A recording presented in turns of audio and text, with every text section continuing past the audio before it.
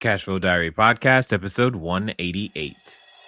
Welcome to yet another exciting episode of the Cashflow Diary Podcast, the podcast that teaches you insider tips, tactics, and strategies for creating leverage streams of cash flow into your life. Learn from top-performing entrepreneurs, business owners, investors, and thought leaders from across the globe as they share their secrets to success. Like what you learn on this and other Cashflow Diary podcast episodes?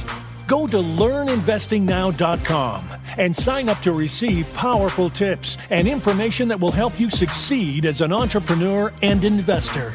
Now, here's your host, investor, entrepreneur, business owner, educator, speaker, author, and master facilitator of Robert Kiyosaki's cash flow game, Jay Massey. All right, ladies and gentlemen, welcome to another episode of the Cashflow Diary Podcast. I am your host, Jay Massey, and you know what? I am glad that you're here because you know, like I know, this real estate game is not owned by any one person, and more importantly, it exists outside of your home country. And that's one of the most important things that I absolutely enjoy. Once you understand how to do real estate, in my opinion, you can go to any country, anywhere, and figure out a business in no time flat. And I'm serious about that. In fact, today's guests have done that very thing for a number of people and have been doing it for a number of years. And most importantly, they're going to share with you their journey and how they've made the international world accessible to some of you who have been stuck in the U.S. for far too long and are looking for an excuse to go outside, because we will definitely make sure that you have a reason. Think about it this way. Today's guests have done things in the vacation rental space, the single family house space, the multifamily house office space. They have done it in multiple countries. They're going to share with us why and how they've created their business. But most importantly, you could call them like a Jack and Jill of all trades. And now they invest their time co-investing and direct ownership positions with their investors and making sure that the money continues to grow and produces cash flow. Today's guests are Matthew and Kira McClellan of Direct Source Wealth, and they are going to share with us their infinite knowledge and, most importantly, help you and I build our cash flow. Help me welcome Matthew and Kira. Matthew and Kira, you guys there? Yes, we are. Hi, Jay. I'm glad that you guys are here.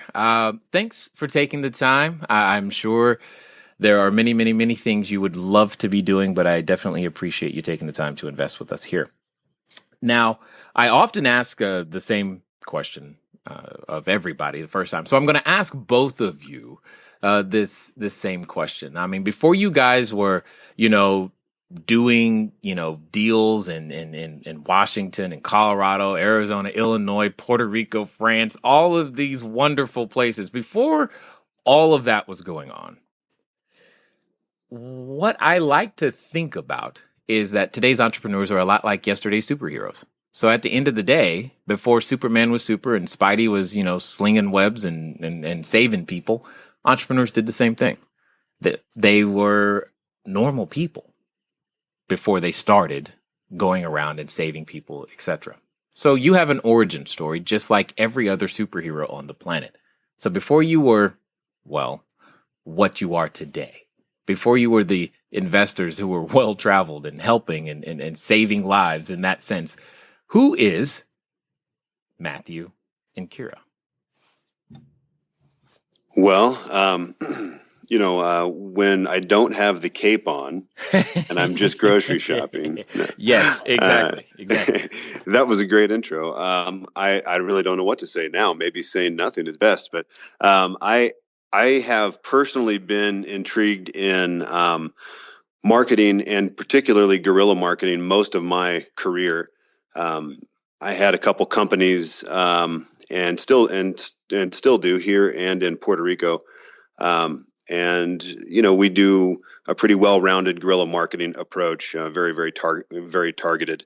And about 5 years ago, I got into the single-family real estate space, and then the commercial office space, and then multifamily. So I've kind of progressed through, we'll say, trial and error, and getting my boots muddy along with my wife, Kira, and now our newborn baby. But of 10 weeks, he's so cute.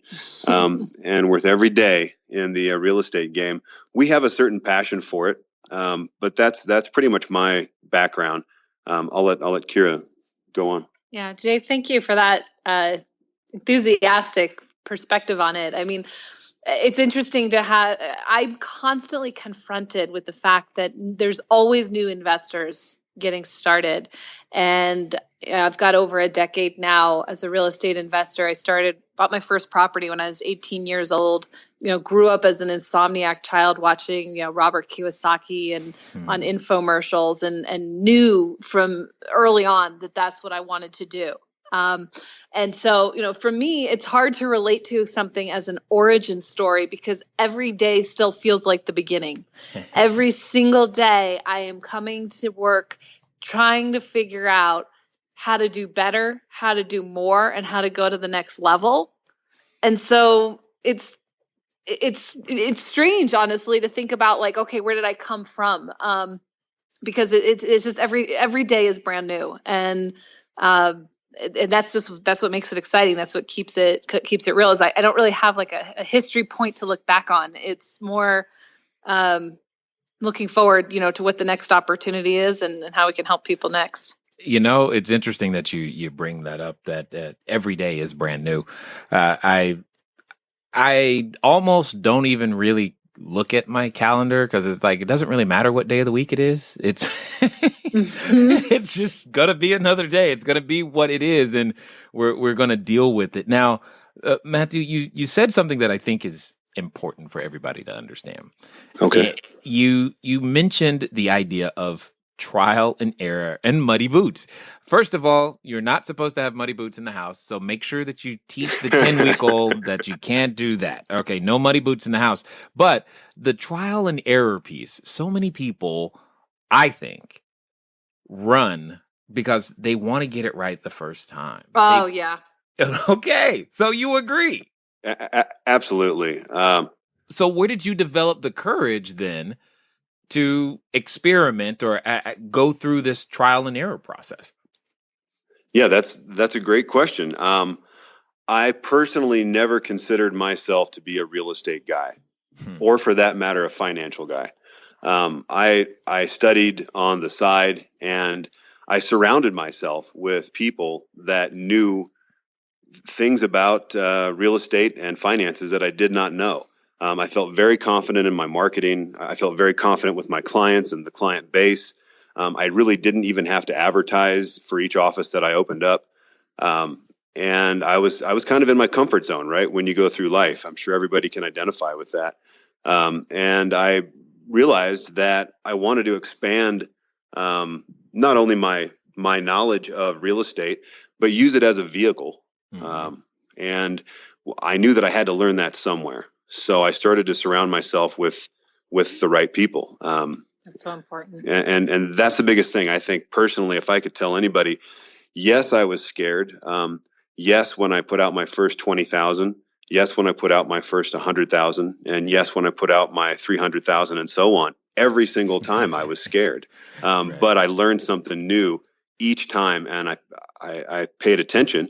And now, you can kind of see patterns, and you can find formulas. Even in the real estate market, it's an ever-changing market. You know this, and I'm sure a lot of our listeners do.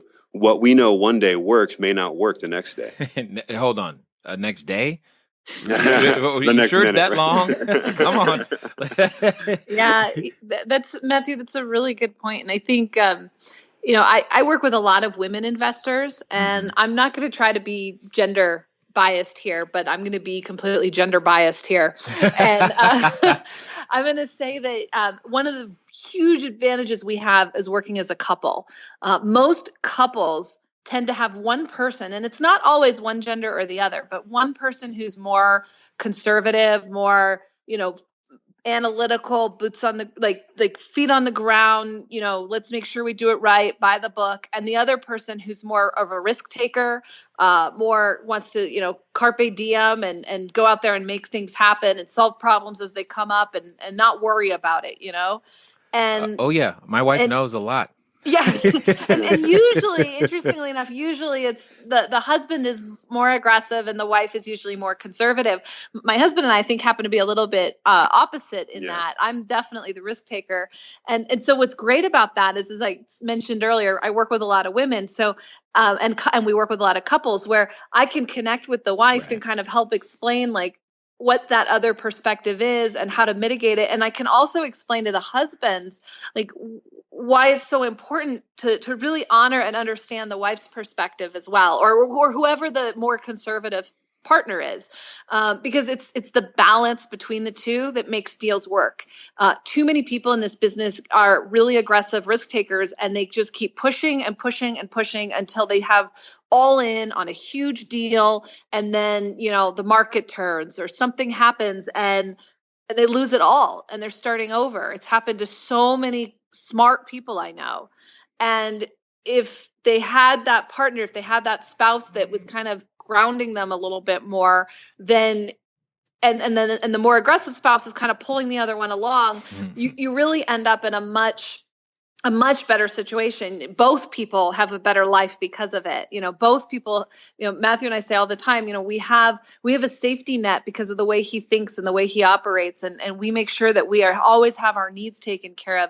And we also have phenomenal opportunity because of the way I operate. And together, that's what makes it work. And, I wasn't as good of an investor before I started working with my husband. And I think, if I could be so bold to say, I don't think he was until he started working with me. Absolutely. I've learned an incredible amount along the way. And as a team, I would totally agree. And so that helps to get to your original question. That helps with that pit of fear in the stomach, which I still get every deal I do. And I know if I'm not feeling that, I'm not doing something interesting enough. I'm staying in my comfort zone. I'm not going to grow. I'm not going to progress. So I like and hate that feeling at the same time.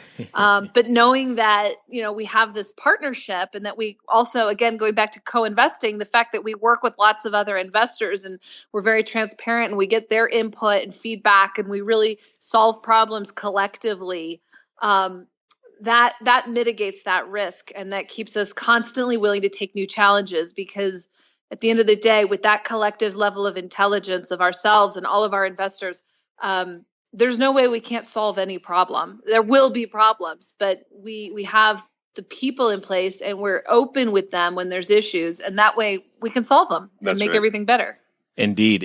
And we will definitely attack there will be problems part in just a moment. But you said something that I thought was awesome, is if you don't have that pit in your stomach, you're not doing something interesting enough. And I think you and I suffer from the same disease, because I've jumped from single family houses to multifamily houses, commercial. We're doing some cell phone towers and resorts now. It's like, it stopped holding my interest, and I didn't want to keep doing the same thing over and over and over. Right. And over again. It's like, come on, we've done that. We've already done that. Who cares?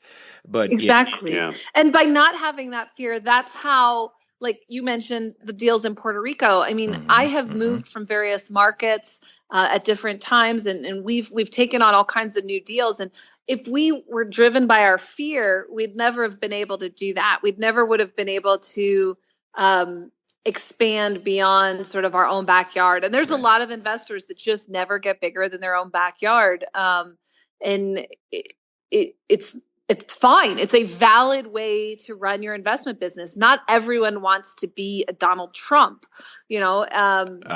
I'll keep my hair. Thanks. Right. but some people want to be bigger than they are right now. And that's what kind of chasing that opportunity is all about. Well, and at the end of the day, sometimes that person is better suited outside their marketplace anyway. Right. You never know what is out there until you start poking at it. And I like to poke to find and uncover and solve some more problems. Now, there's something. I'm sorry. Go ahead, Matt. Oh, I was just agreeing. I said, that's right. You have to turn the flashlight on sometimes to see what's in the room, Indeed. Now, you mentioned that there will be problems. That was a definitive statement. And I know a lot of people who want to avoid problems at all costs, so much so they ask well, what if this happens? And what if this happens? But what if on a Tuesday it rains and that happens to be the exact same day rent is due, and then they slip, and then now what happened? Okay. Right. Right. So right, my question to you is, how do you internally deal with that? But more importantly, how does someone get themselves out of that position mentally so that they can take the action? It's a good question. We deal with a lot of investors who get stuck in what we call analysis paralysis. I had assumed. That's why I asked. Yeah. And here's the thing. One has to be realistic in the fact that you can't just jump in 2 feet forward hoping everything's going to work out without any game plan, right? That's one extreme, and that's unhealthy. And then you have another extreme, which is like you're mentioning, the client that wants to know every tiny possible detail has been thought out, even things you couldn't think you might need to think about. And the answer is, you've got, just like everything in life, really, you have to be able to learn at the balance and the tension between two virtues, right? So you have this virtue of prudence, and I'm stealing from Aristotle here. So if this sounds familiar to anyone, I give him full credit, right? You have the virtue of prudence, and then you have this virtue of action. And if you're in one virtue too far to the extreme, now you have a vice, right? You're stuck, or you're going way too aggressive. And a practical way to get yourself sort of centered in the middle is sort of what I touched on previously. Partnership, right? Working with, in my case, it's my husband and I. It might be a good girlfriend. It might be someone you work with that you get along with well, who balances you out. You're never going to change. I don't believe people change fundamentally who they are, but success comes from recognizing, knowing who you are, leveraging the strengths of who you are, and surrounding yourself, as my husband said earlier, with other people who have different strengths. So that if you are that really, really focused, what if analysis kind of person, I want you on my team. I want you bringing up every crazy idea that could possibly maybe happen so that I can be thinking about potential solutions. But you also want me, because I'm going to push you out of your comfort zone. And we both do this with our investors a lot. I will ask their permission, of course, first, but I'll say, look, I am going to push you. I am going to sometimes tell you, like, if I recognize that you have a certain personality trait to be overly stuck in analysis, I'm going to tell you, okay, now you got to make a decision. You got to choose. Like, this is it. We're done. We're done asking questions. Like, time to either make a commitment or not. And more often than not, that's part of why investors like working as part of a team or part of a co-investment group, because that is a strength to a point, and it can become a problem. But if they recognize that strength, if it's leveraged appropriately, then it makes everybody stronger. And then people who are more action prone help pull that person along so that they can share in the success. Too many times the investors who are like what you're describing also try to operate alone. They want to keep everything under their control. And that's the kiss of death, because they won't be able to ever get outside of themselves. They've got to build relationships with other investors that they respect and trust, who are different from them. And that way they can overcome. And I would say the same is true for the overly aggressive investors. They have to recognize their strength and where it's appropriate, and partner themselves with people who maybe are a little bit more cautious, a little more careful, to create a powerful team that can actually make a win for everybody. I'm laughing because depending on how many of my team are actually listening to this, they're chuckling because it's really clear who the action taker is and who the conservative people are. It's basically anyone that's not me is the conservative person. Because they're constantly saying, we're busy, stop, I gotta think about, and how are we going to pull that off? I'm like, I don't know. Figure it out. Anyway, Right. it works, and you're right, and that's one of the things that I think is necessary. That yin and yang. I like what you said about the balance and tension. Those things must be indeed present. Now, as we think about the whole idea of superheroes and entrepreneurs being those superheroes, just in the way Peter Parker got bit by a spider, it's one thing that, you get a gift and then you begin to realize that you have it. It's another to go out there and share it. So what on earth inspired you guys to go, we've got something here.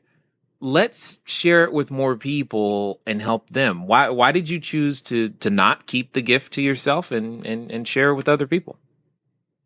Yeah, we've been asked that question a couple times, and I've heard a few different variations of this answer. How's that? We were doing it on our own, and we had built a successful single family portfolio and started to move into multifamily because what we found, at least with the way we were doing single family, was that we were building ourselves a job. And Kira discusses this quite a bit in some of our live presentations. And it turns out that, yes, you can have 10, 20, 50, 90, 130, whatever it may be, single family properties. You could have property management. You could have all of that in place. And if it's done properly, absolutely.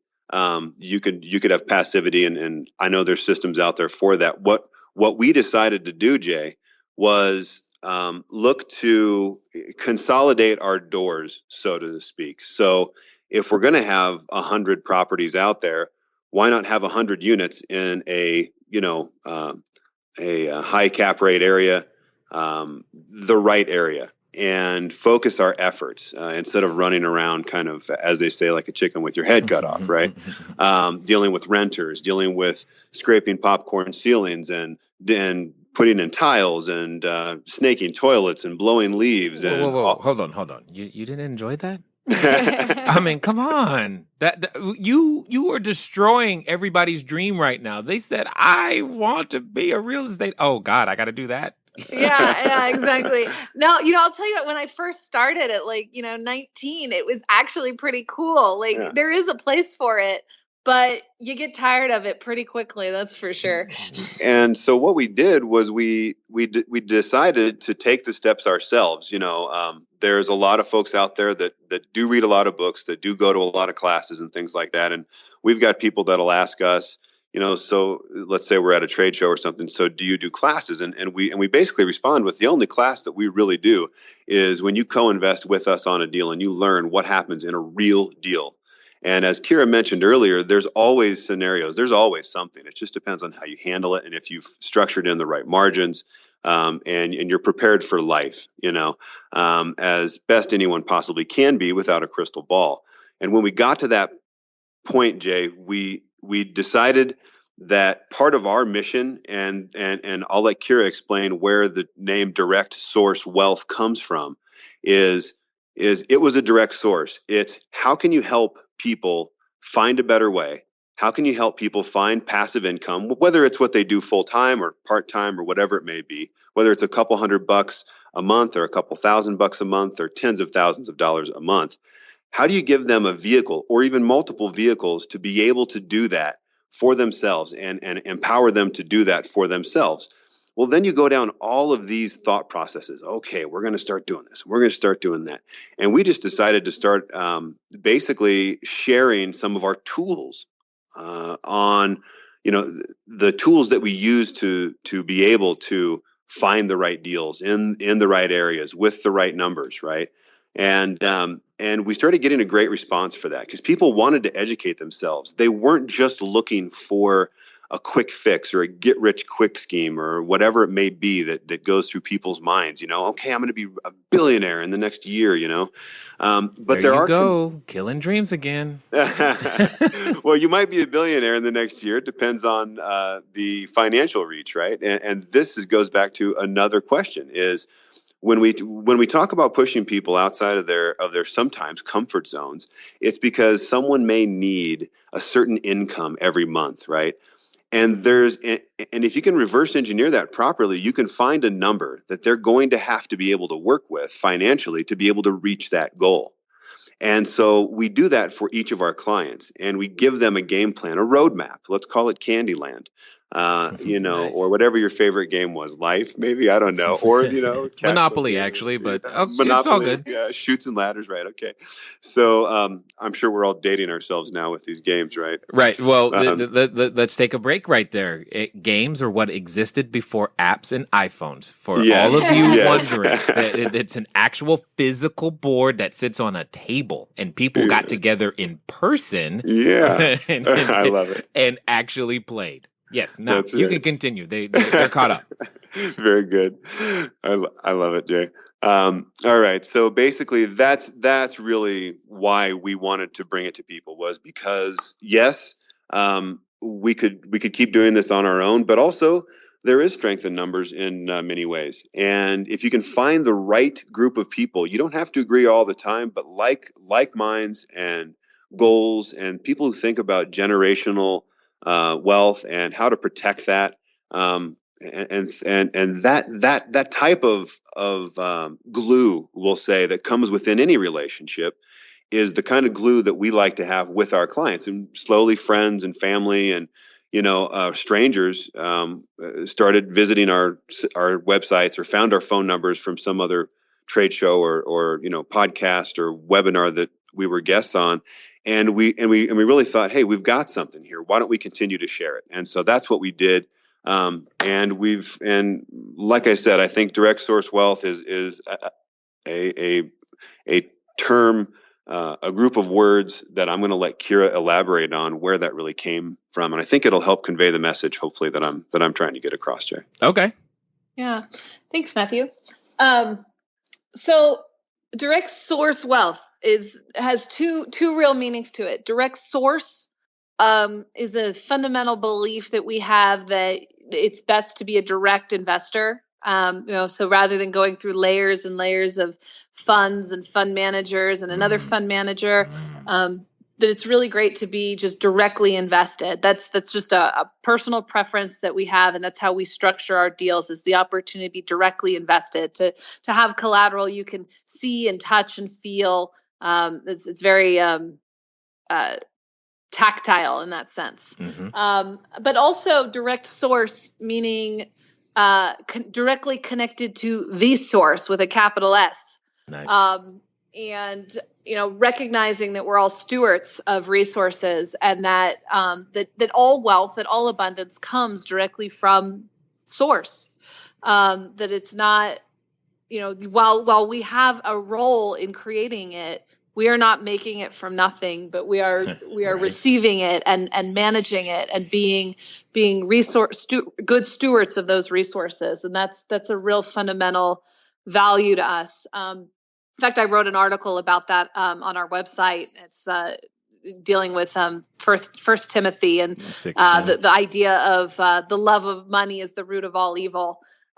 Because I have a fundamental belief, an economic bias, that we are changing our country. We are changing internationally the way countries relate to one another, the way people relate to one another. And we are moving from a very competitive economic worldview into a collaborative worldview. And I have a fundamental belief that there is such a thing called the collaborative advantage, as opposed to the old economic, competitive advantage. And that, I don't want to mince my words here. I mean, when we share, we gain. We win. We make more money when we do more deals. We get better diversification. We can take down bigger projects, so we have better economy of scale. There's definitely direct benefit in it for us, right? I don't ever want to sound like, I'm just a really nice girl. I am a nice girl, but there's something in it for me, and I'm always going to be transparent about that. Right. And what makes it work is that there's also something in it for all the other investors. Right. And we're really creating genuine win-win scenarios.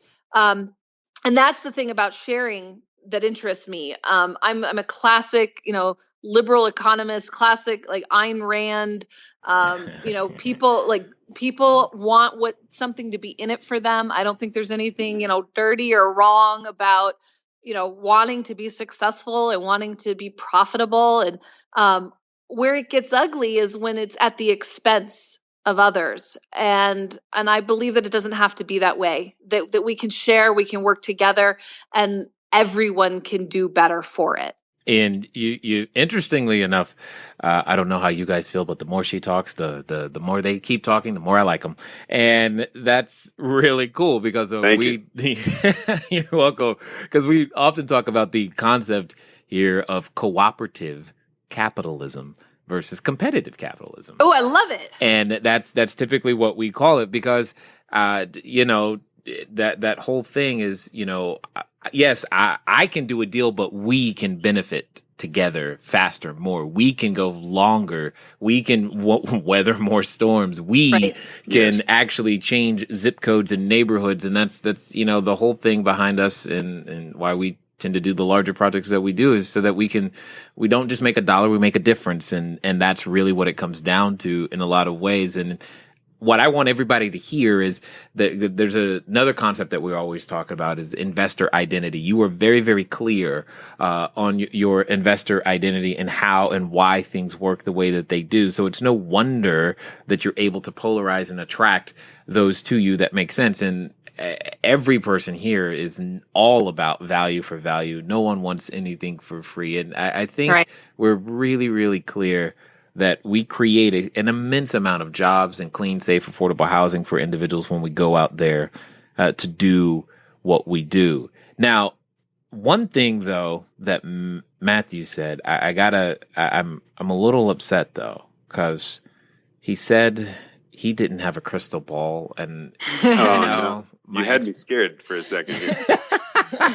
You had me, Jay. Good. I'm like, come on, man, you got to have a crystal ball. But more realistically, you said something about a better way. You mentioned passive income, which for me, there's so many ways to skin this real estate cat. I have to ask, why Puerto Rico? Okay. If you haven't picked up on this already, opportunity is, everywhere. And by everywhere, I mean even on the street light that you just passed. Every time you went to the movie theater, every time you go to an amusement park, anything you were doing, there's opportunity. So, of course, there's opportunity in Puerto Rico, and we'll get right back to that in just a moment. Just a quick reminder for those of you who haven't yet picked up your complimentary, that means free copy of Cashflow Diary, 10 Steps to Creating Wealth in Any Economy. The electronic version is yours. Just send a text message to 72000. The keyword is book, BOOK. You will get your copy emailed directly to you as soon as you give us your details. Anyway, I know a number of you right now, you just probably want to know, hey, what's going on in Puerto Rico? And let's get back to that.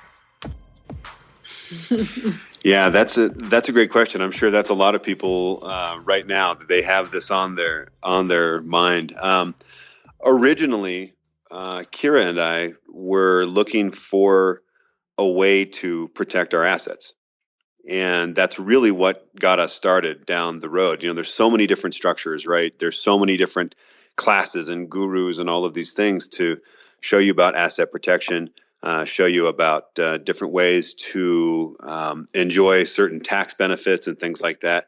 And so we really dug in again. We found something else that we wanted to sink our teeth into and not just research it and not just ask about it, but we actually moved to Puerto Rico for 6 months. And immersed ourselves in the culture, and immersed ourselves in the business culture and everything.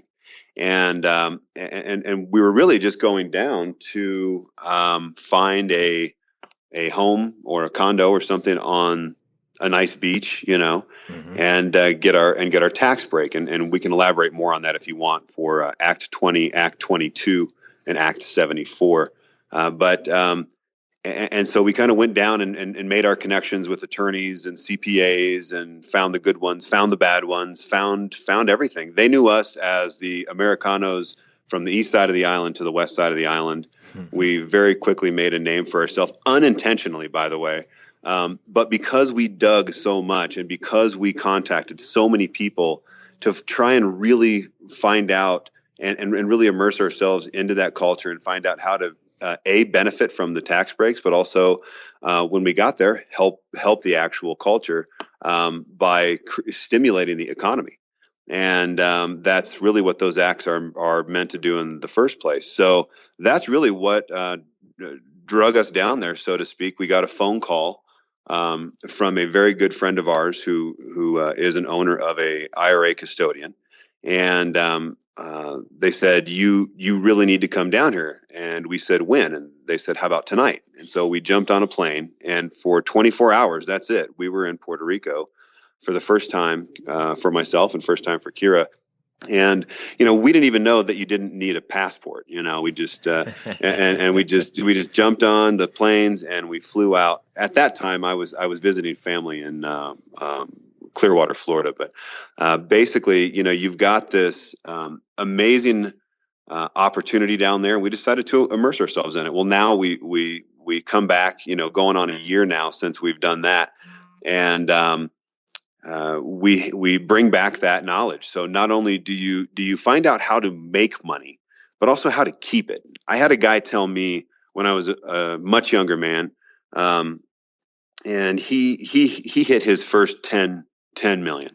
And I said, wow, that is just incredible. And you're such a good example of how to, do business and, all of these things. Right. And he said, Matthew, he said, you'll learn something. He said, making it's the first part, keeping it's the other part, because everybody wants a piece of it. And I realized that there was so much more to money than just making money. It brings up new challenges. And so we discovered a way to mitigate risk and to mitigate some of our tax liabilities and things like that legally, not considered offshore, within the U.S. Territory of Puerto Rico. And then we found a way to build that bridge from that little island over to the U.S. And here we are today with yet another system. And I'm gonna let Kira elaborate a little bit more on that. What's interesting right now is that I'm imagining somebody listening right now, looking up, where's Puerto Rico? Right. That's what we had to do. Yeah. They're like, is that on this? Is it? How close is it to the? Can I walk? No. Past Cuba. Past Cuba. Interestingly enough, though, the big airlines have moved their major portions of their businesses down there too. So there's a lot more direct flights from places than there used to be, even just in the last year. And to Matthew's point, what brought us there was the personal business reasons. But when we got there, what we found was that Puerto Rico, it was actually using your conversation about being superheroes. I felt for the first time like a real superhero in Puerto Rico because I could see the future. Yeah. And Puerto Rico operates about 3 to 5 years behind the U.S. economy. It's just a little bit of a lagging economy to what's going on in the United States. And so, what we had seen happen in terms of the economic crisis and then the recovery and then now the boom that's happening, Puerto Rico was a little bit further behind.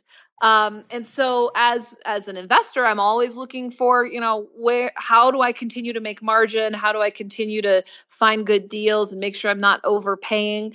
And the deal in Puerto Rico represented that because it was like, I could see what was going to happen next to bring the market together, because I saw it happen in Phoenix, and then I saw it happen in Chicago, and then I saw, so throughout the U.S., I've seen these cycles happen, and I could tell sort of where they were in that economic cycle.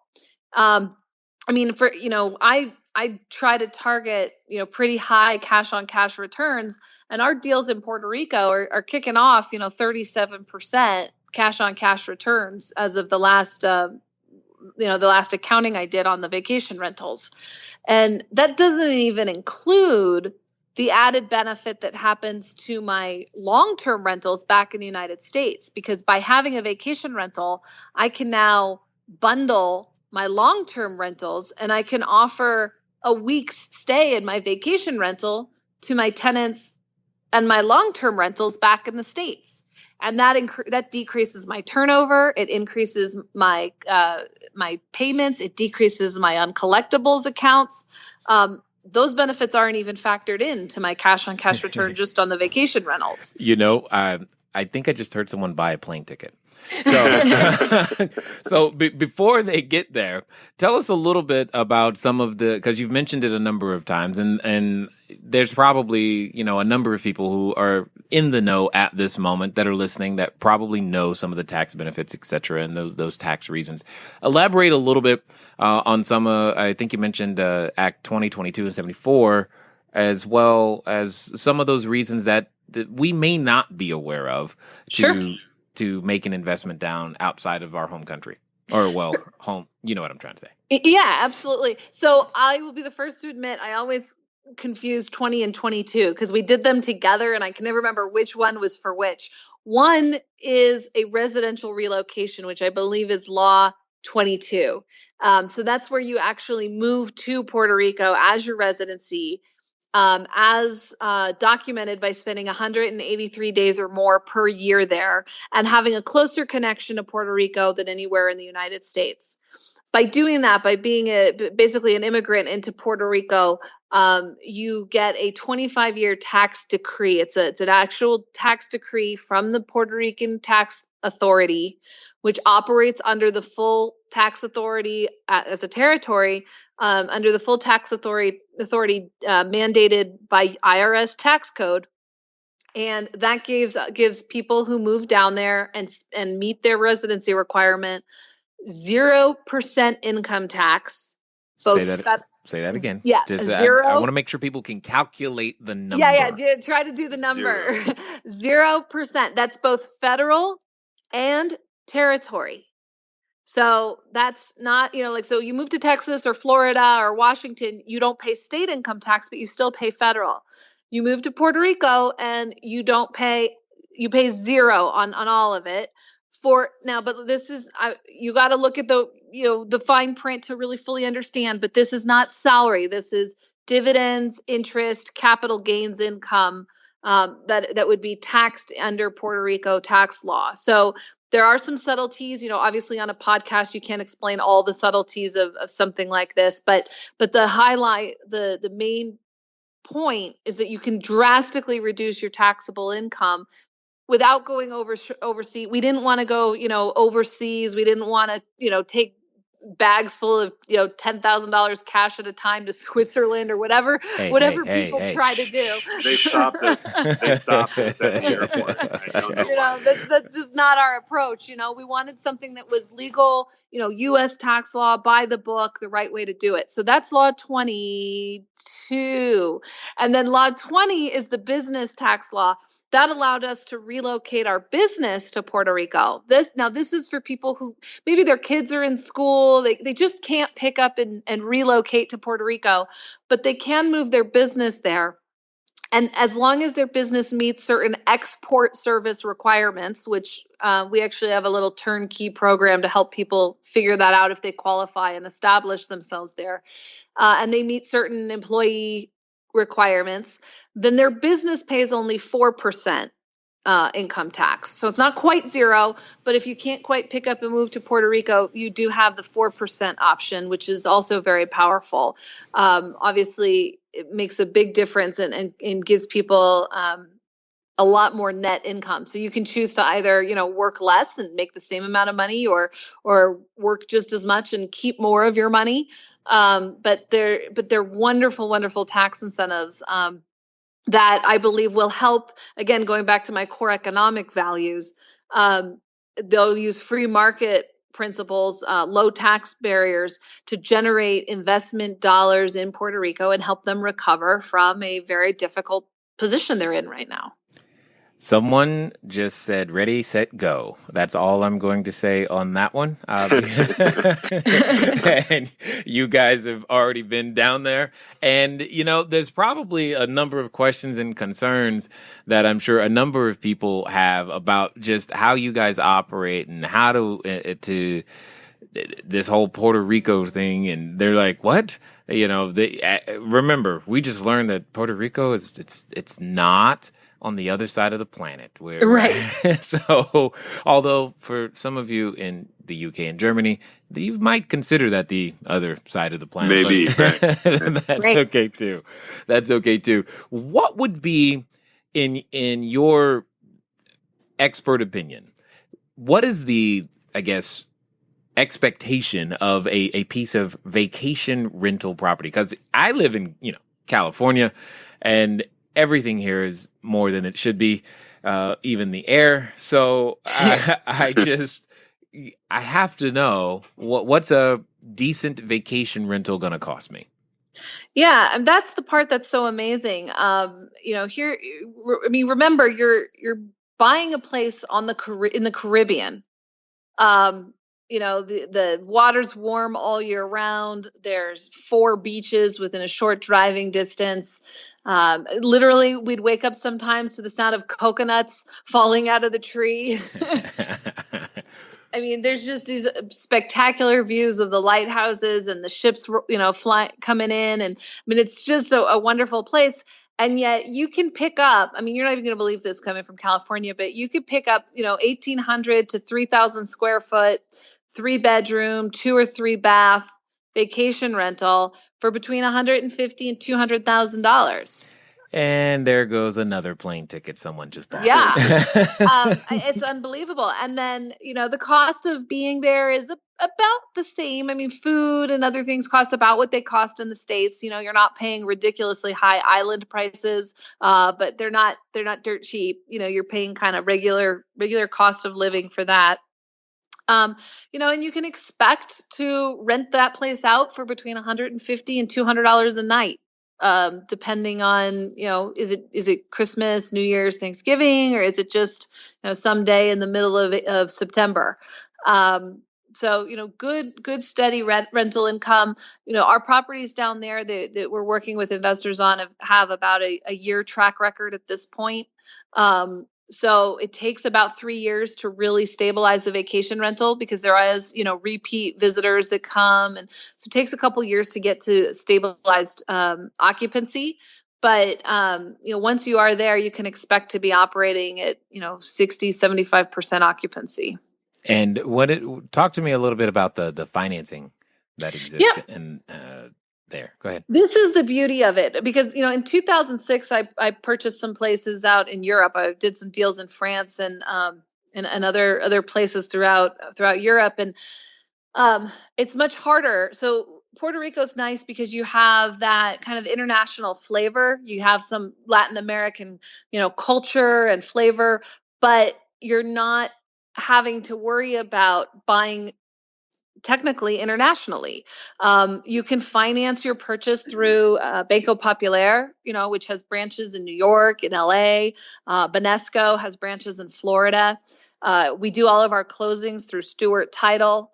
So that is part of what made Puerto Rico so interesting to us. You get a lot of the higher returns and the exposures that you want from doing quote unquote international investing.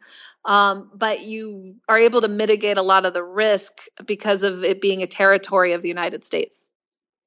And that's definitely one of those most important things. Every time I go international, one of the first questions I'm asking is, how do I hold title? Right. Or do I hold title? And where do I have to be from to hold title?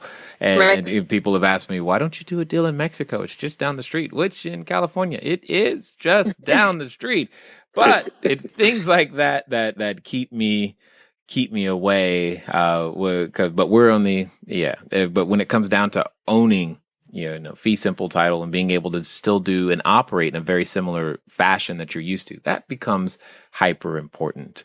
So, At this stage, you guys have been able to assist a number of investors and help a ton of people, and I'm sure by now, if we haven't, I'm sure we've generated at least somebody looking up where Puerto Rico is. We've educated people; their geography is better, but I'm sure they still have a few more questions.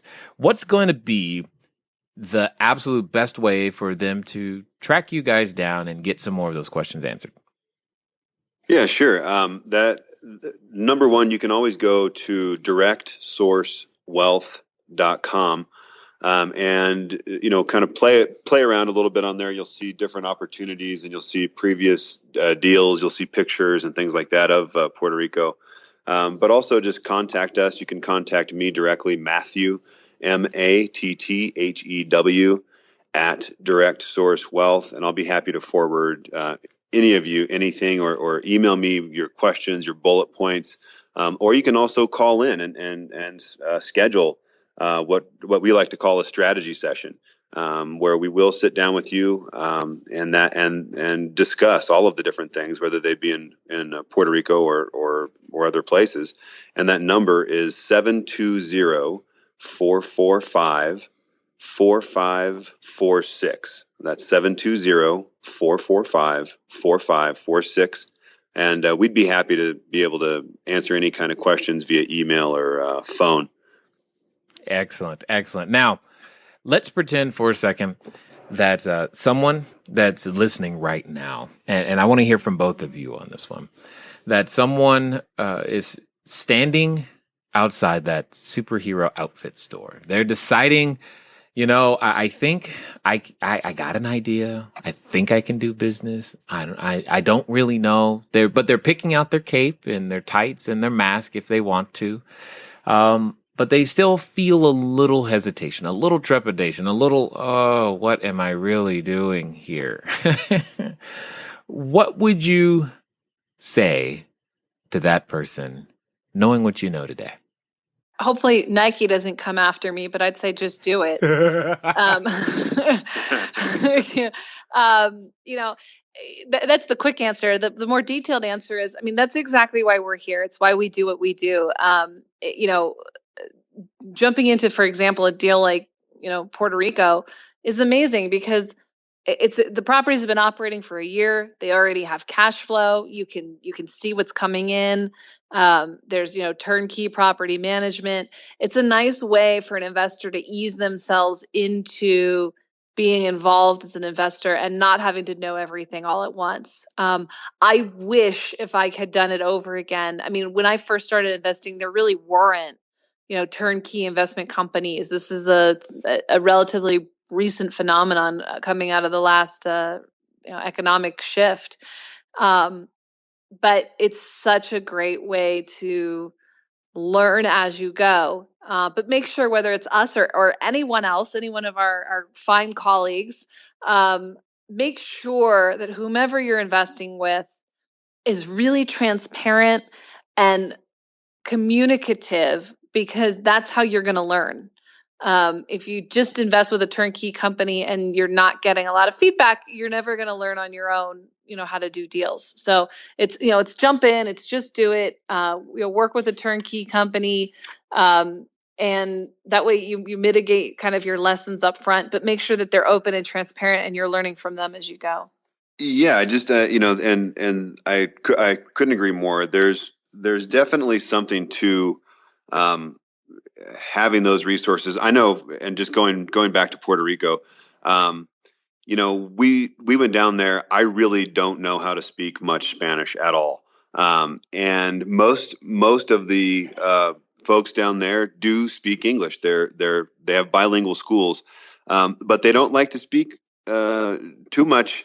Unless you kind of show that you've tried to learn their culture a little bit, just like almost anywhere in the world, I think. And there is something to going into a place and finding out things the hard way, we'll say, what to do, what's acceptable in that culture, what's not, how their business days operate, all of that. And if someone is considering Puerto Rico, I would definitely say that there's an abundant supply of research online. and there are billionaire after billionaire that you can find online, going and putting at least a portion of their cash down in Puerto Rico, and there's a reason for that, but it's not easy. So know that when you go into that, everything you know about real estate on what I call stateside U.S. Soil is basically different down in the Caribbean. And I'm sure anybody that's been down to different Caribbean territories and countries and so you've noticed the same thing. But yes, I would say having a liaison and having a real honest talk with what you're getting into is great. Sure, the cash on cash returns are great. The opportunity is excellent. The tax haven's excellent. But you can save yourself a lot of money, and you can save yourself a lot of headaches if you know what's going on. And realistically, Puerto Rico is a very small island. Everybody knows everybody down there, and even some of the smaller islands off of what they call the Big Island of Puerto Rico. So definitely having some type of liaison, having some type of very real talk with what you're expecting to happen and what is likely to happen. Is a conversation that anybody who is considering Puerto Rico should definitely have, and we are here to have that conversation. We don't pull the flowers out and the tulips and the cookies and the milk and make it sound perfect. We will tell you very candidly what to look out for from our own experience. Yep, makes perfect sense. One of the things that I just want to make sure that I say is thank you for taking the time to invest with us here, your knowledge, your experience, and expertise with the Cashflow Diary. Absolutely. Thank you very much, Jay. We appreciate your hospitality, and all of the listeners also. All right, ladies and gentlemen, you know what time it is. It's time for you to move at the speed of instruction. What on earth does that mean today? Now, some of you've probably already purchased your plane ticket. That's great. You are moving at the speed of instruction. But for the rest of you, get over to directsourcewealth.com. Why? Because you felt like, I gotta go find out. How on earth can I have a 3,000 square foot vacation rental at that price? I know I was thinking it. Now go act on it. You will never make $1 on a property you don't own or move towards. You've got to do something within the next 24 to 48 hours to put yourself one step closer to that dream life, that reality that you can indeed have if you are, dare I say, brave enough to move at the speed of instruction. Ladies and gentlemen, it's been fun talking to you today. I do look forward to talking to you soon. Until next time.